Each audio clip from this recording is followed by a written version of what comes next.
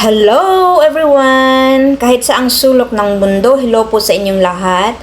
Ngayon, i-explain ko po sa inyo itong ating garlic and lemon. Ang kombinasyon ng bawang at lemon ay isang sikat na natural home remedy na kinikilala sa maraming benepisyo sa ating kalusugan.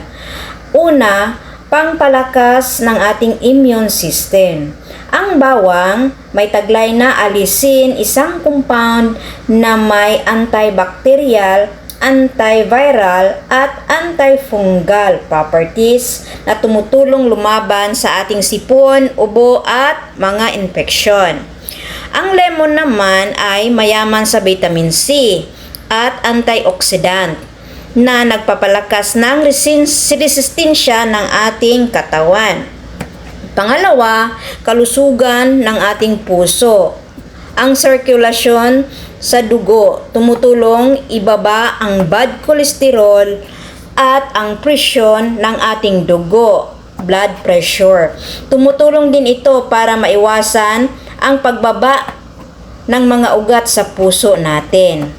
Pangatlo, magandang digestion at detoxification. Tumutulong maglinis ng toxins sa katawan at pampasigla sa atay natin. At makatulong sa pagtunaw ng pagkain na pagbabawas at pagkabag. 'Di ba mag-bloated tayo? Maraming maitulong din ito. Pang-apat, anti-inflammatory at antioxidant. Binabawasan ang pampamaga sa katawan at pinoprotektahan ang cells mula sa damage na dulot ng free radicals. Mga kapatid, mayroon lang po akong paalala nito sa pag-inom. Dahil maasim at matapang ang bawang, maari itong magdulot ng acid reflux o pananakit ng ating tiyan kung inumin na walang laman ang ating tiyan. Pinakamainam itong inumin pagkatapos kumain o haluan nyo ng honey. So maganda talaga itong lemon at garlic, napakaraming benepisyo. Maganda din po ito pang diet, pang lose weight. Ito pinakamaganda din na i-take natin. So, yun po ang aking ma-explain. So, titignan nyo na lang po kung paano ko ginawa step by step. So, kailangan talaga pakuluan ng 1 hour. Mga Mars, kung meron man kayong nakukuhang kunting information, baka pwede naman akong hihingi sa inyo. Kung baguhan lang po kayo dito sa aking channel, sana po mag-subscribe at mag-like at i-share nyo na din ito sa ating mga kababayan na kailangan din na nila yung mga home remedies na gaya nito. Ready? Finish. So, tapos na tayo sa 1 oras na pinakuluan natin ng ating lemon and garlic. Okay mga Mars, nakita nyo ba itong 3 botilya? 3 botilya. Okay?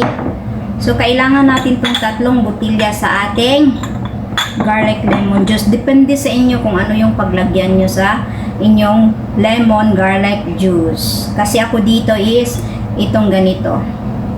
So, ang nito, every breakfast, kalahating baso. So, kalahati din ng botilya. So, 2 times a day ito.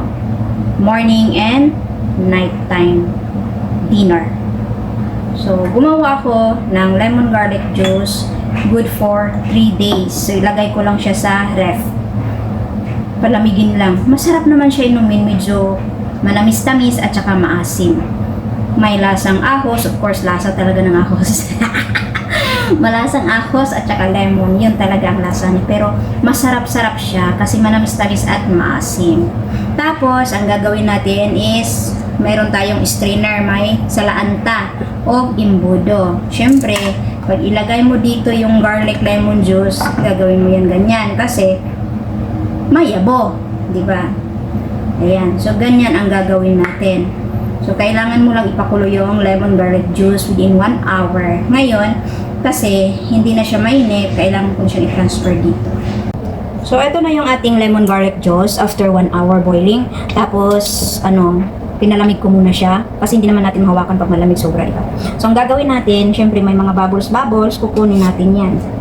Kukunin natin yung mga bubbles para hindi naman madumi tignan. May bubbles kasi yan after boiling. Yan.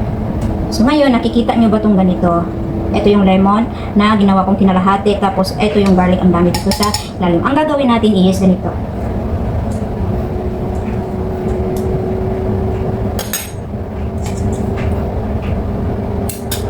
Kunin nyo lang tong kalahating lemon. Tapos, ipipiga nyo. Kasi sayang naman din yung juice. Ipiga nyo lang yung lemon para makukuha yung juice. So, itapon nyo. Lemon. Pigain lang. Bawat isa, pigain lang siya. Diba? Yun ang gagawin natin sa ating lemon. Kasi sayang naman din yung juice, yung katas ng lemon.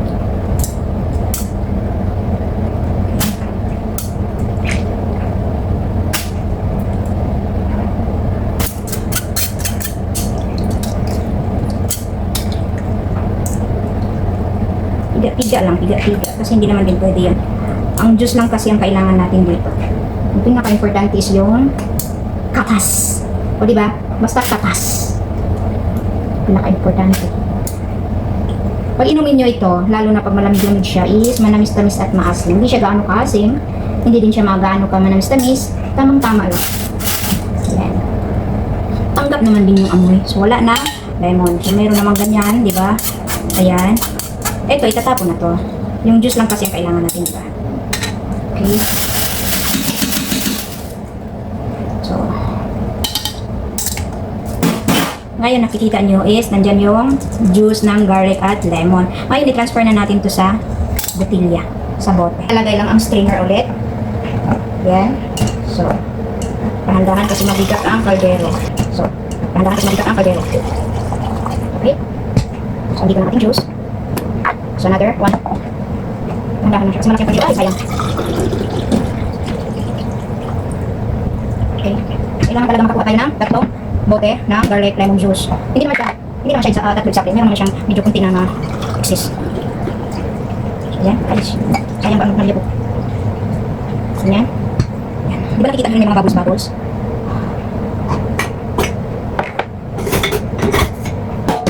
Kunti na kita. After makuha natin yung juice, nakikita nyo ba yung mga garlic? Sobrang lambot na yun kasi pinakuha natin within 1 hour. Ayun, etong garlic, itatapon natin. Kasi ang kailangan natin is juice lang siya talaga. Okay. Ganyan. Pagkatapos na lagyan, kukunin natin yung bubbles.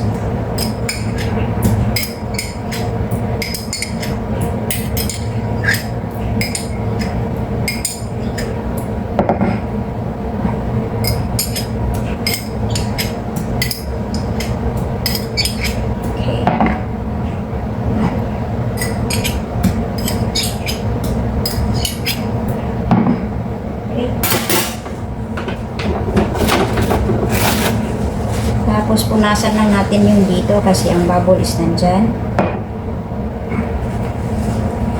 Kaya naman siyang is malinis para hindi magka-bakterya kasi kailangan natin ilagay siya sa ref, diba? Ngayon, tatakpan natin siya.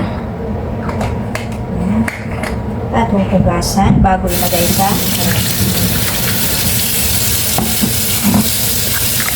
Ganun lang ang ginagawa ko sa ating lemon garlic juice.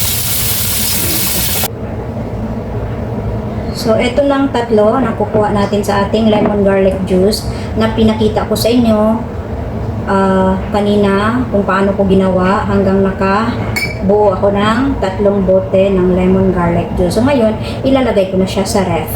Good for 3 days. Depende yan sa inyo kung paano kayo mag-consume ng lemon garlic juice.